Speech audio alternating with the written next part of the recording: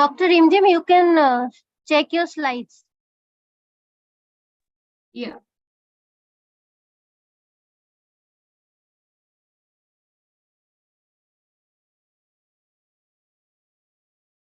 Is it visible?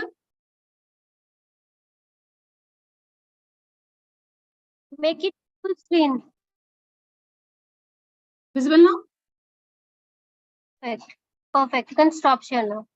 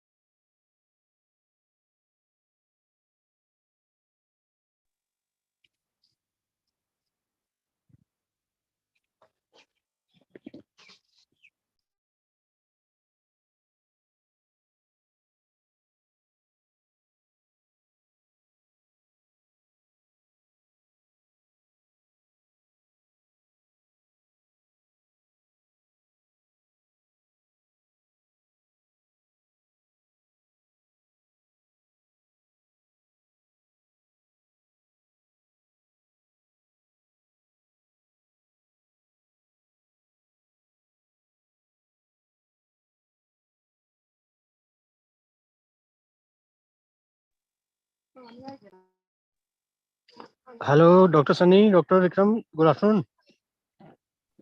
Good afternoon, sir. How are you? Sir, I'm just calling. I think let's wait for 5-7 minutes for हाँ everyone बिल्कुल to ठीक है, join. ठीक है जी, ठीक है। ठीक है, sir. Okay.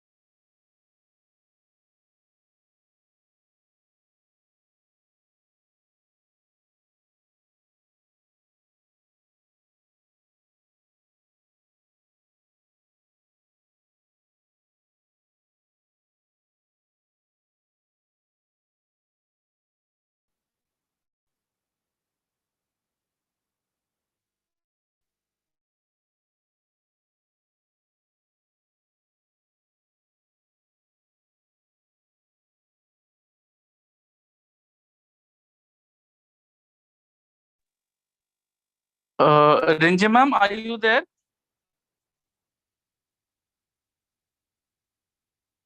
Dr. Rinjim? I think you are muted. Yeah. Hello. So we Doctor. can start now. Okay, I thought कि थोड़े join कर जाएं. People are just winding up the OPDs. So I think let's wait for one more minute and then we can start.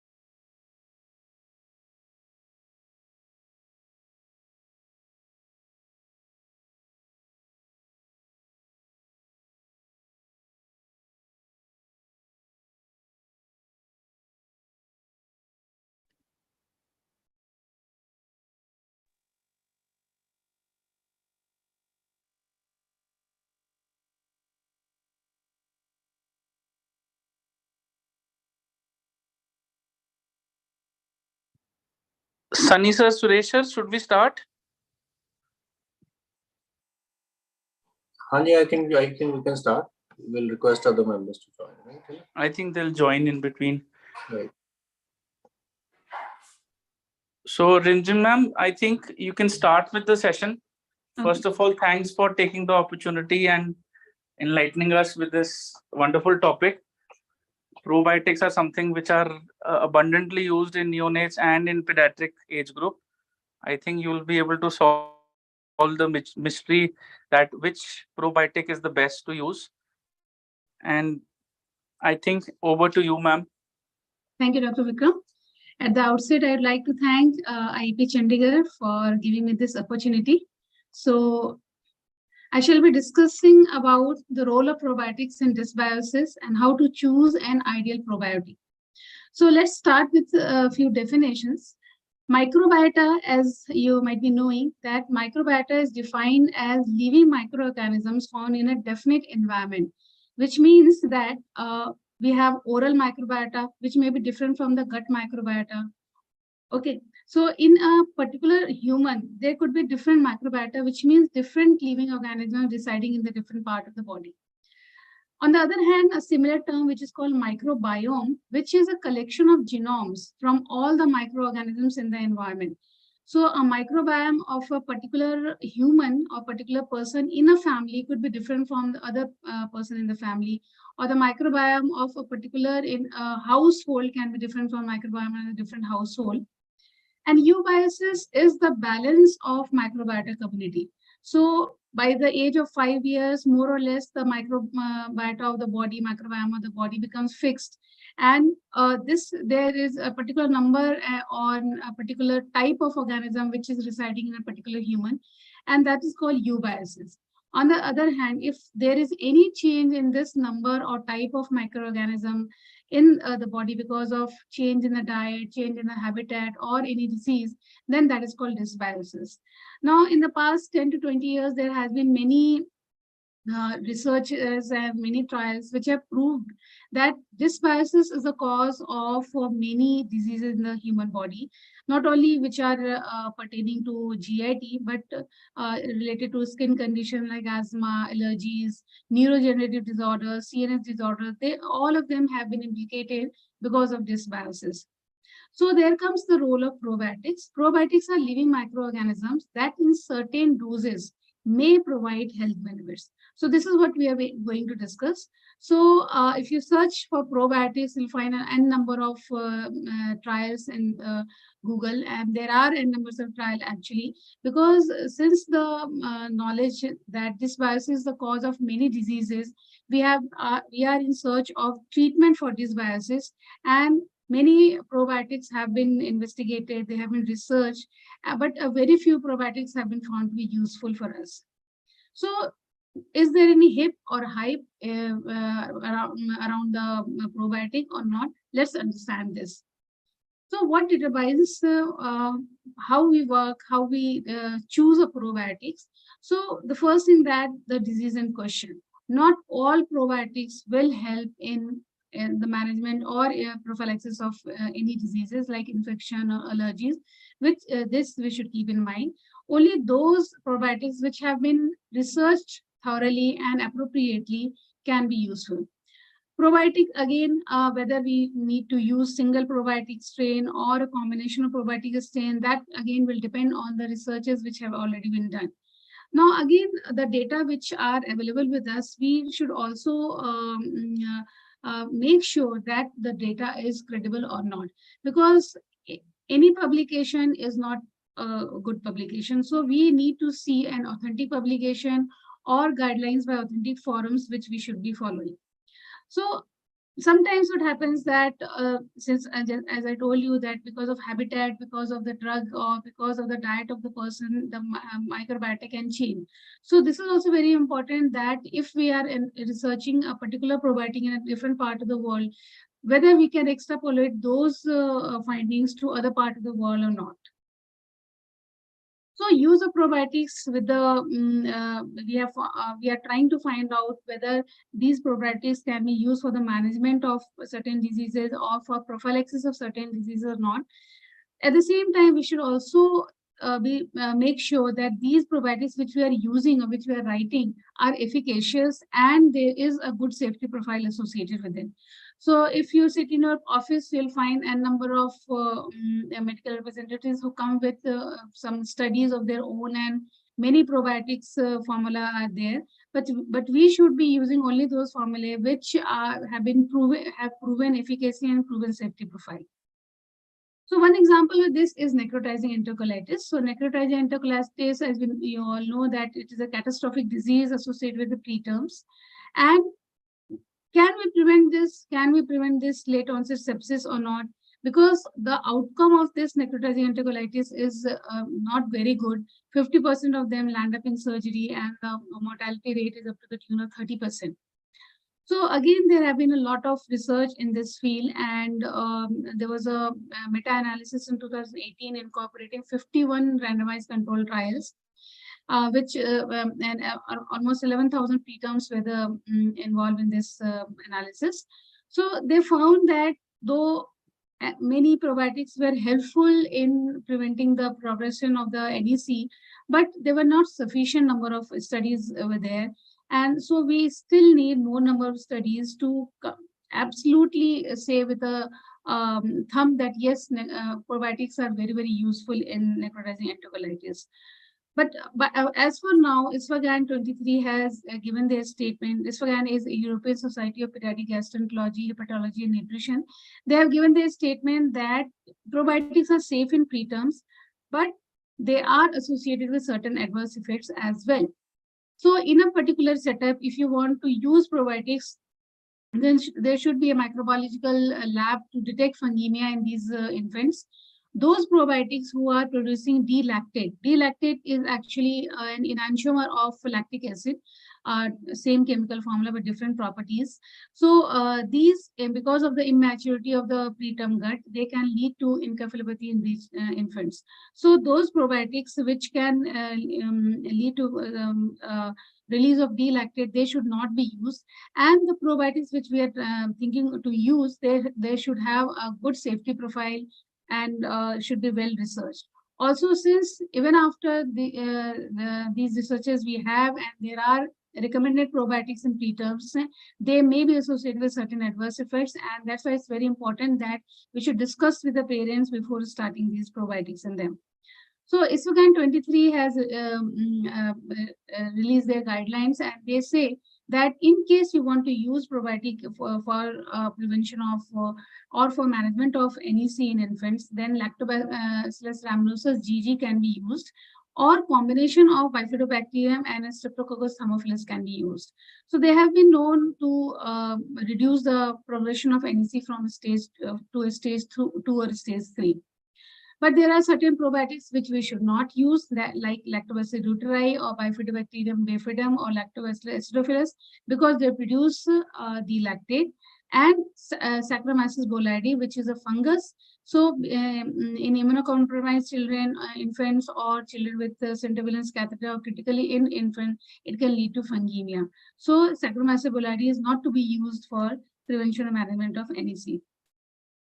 American Gastrology Association recommend that we should use combination of Lactobacillus species and Bifidobacterium for NEC. And this is the guideline which Indian Society of Pediatric Gastroenterology has also followed, that a combination of Lactobacillus species, this is not Lactobacillus GG, this is different Lactobacillus species. So a combination of this with Bifidobacterium can be used. If it is not, the combination is not available, then Lactobacillus GG can be used. And it has been found with moderate to high quality of evidence that it is very effective in reduction of progression of NEC to stage 2 to stage 3. But we have a lot of researches in this field, but still all these researches were heterogeneous nature with respect to dose, what was given, the duration for which these probiotics were given, gestational age of the infants, then the diet of the children were not taken into consideration. So still there are many lacunae in these research, and we need more appropriate placebo-controlled studies which will give us a definite guideline. Acute infectious diarrhea, which we all know, and that probiotics are used in these conditions. The whole world is divided into two parts. The Eastern Europe and Asia, they are the ones who favor the use of conditional use of probiotics in acute gastroenteritis.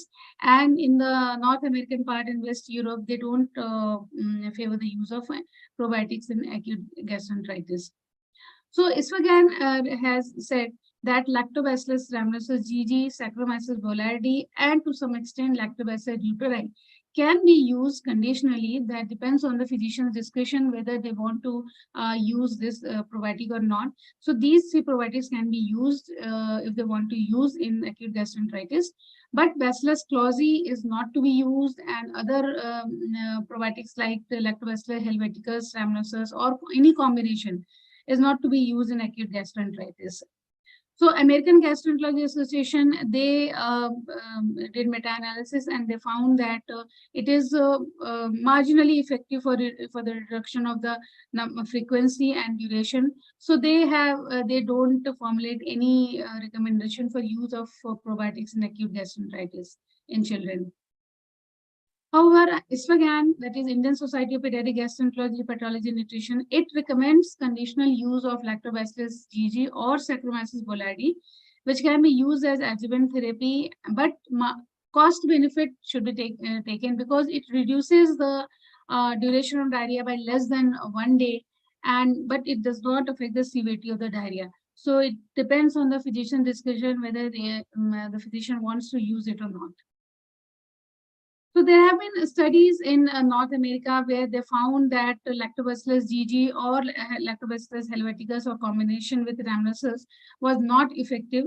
And this is one story that the proponents say that since North America does not represent the world, their lifestyle is different. So maybe it was not effective in them. But in our part of the world, probiotics are helpful in acute gastroenteritis.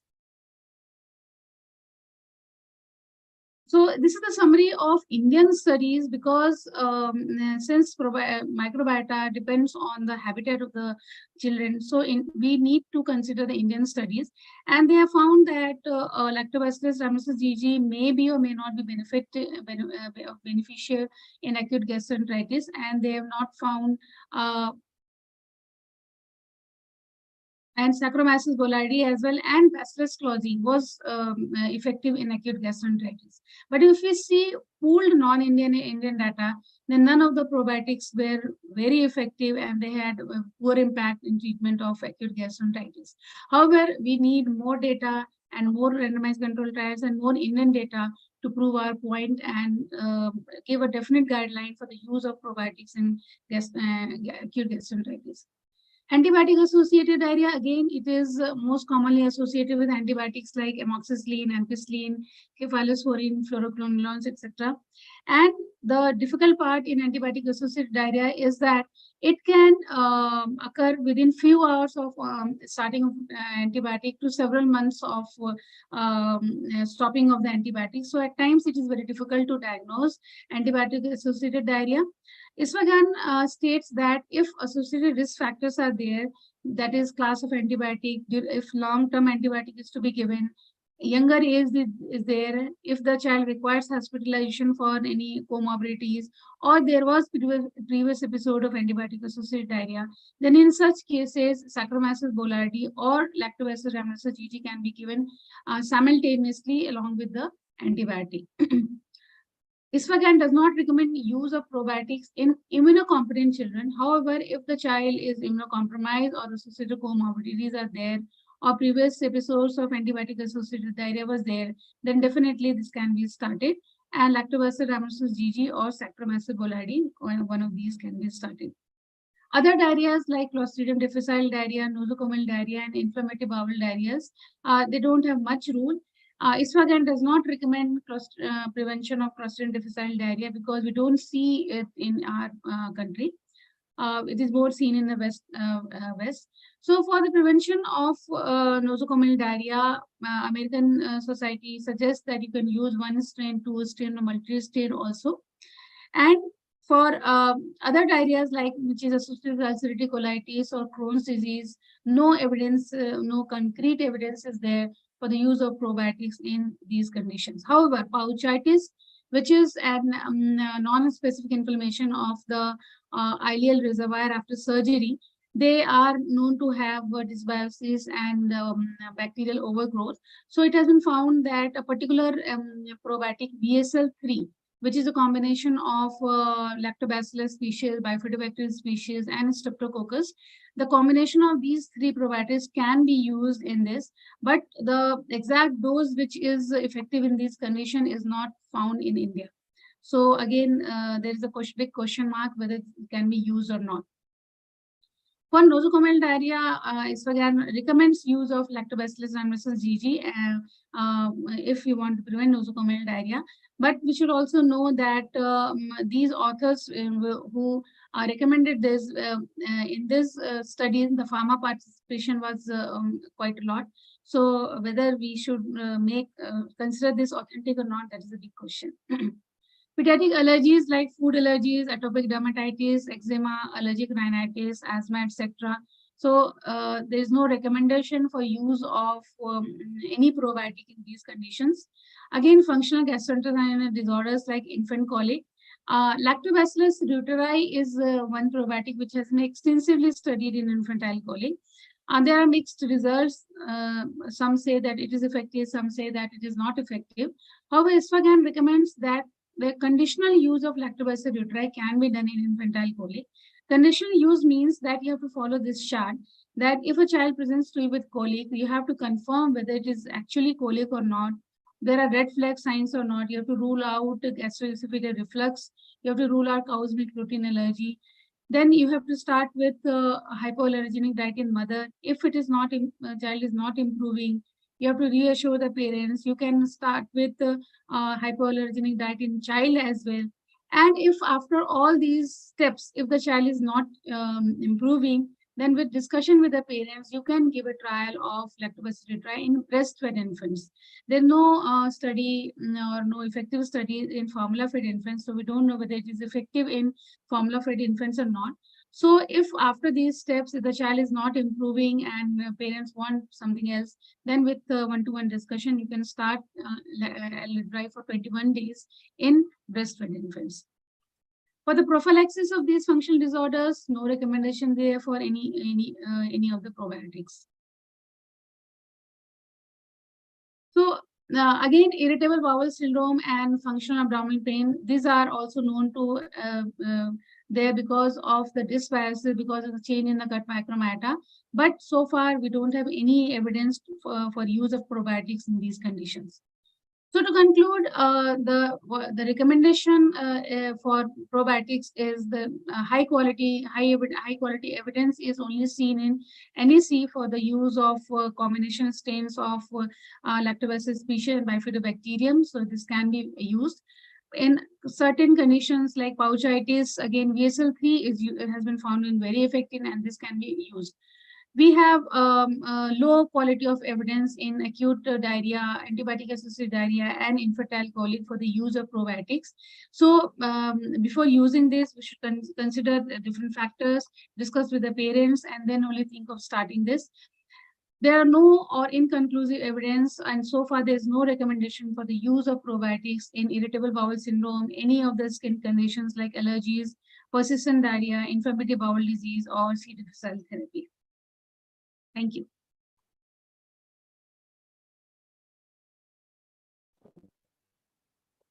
Thank you so much, ma'am, for a wonderful session. Thank you. I would like to ask the participants, actually, I just found out some are viewing at the DIAP platform at the YouTube. I was wondering why the attendance is so low. So they are all at the IAP platform. So any questions from the audience?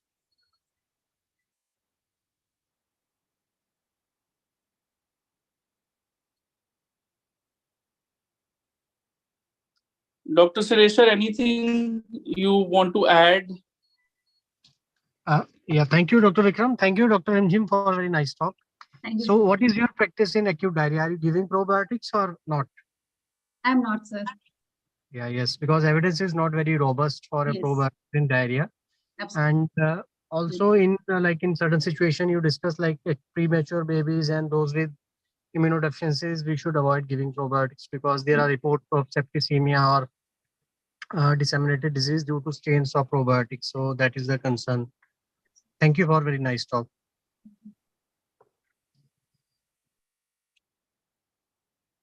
Any other question? Anyone, you can either write in the chat box or unmute yourself and ask. If there are no other questions, I think we can thank ma'am and end the session here. Thank you. I guess, ma'am, there are no more questions. So thank you so much for sparing your valuable time and enlightening us for this wonderful session. And hopefully we'll have more sessions like this in the future. Thank you so much. Thank you so much. Thank you.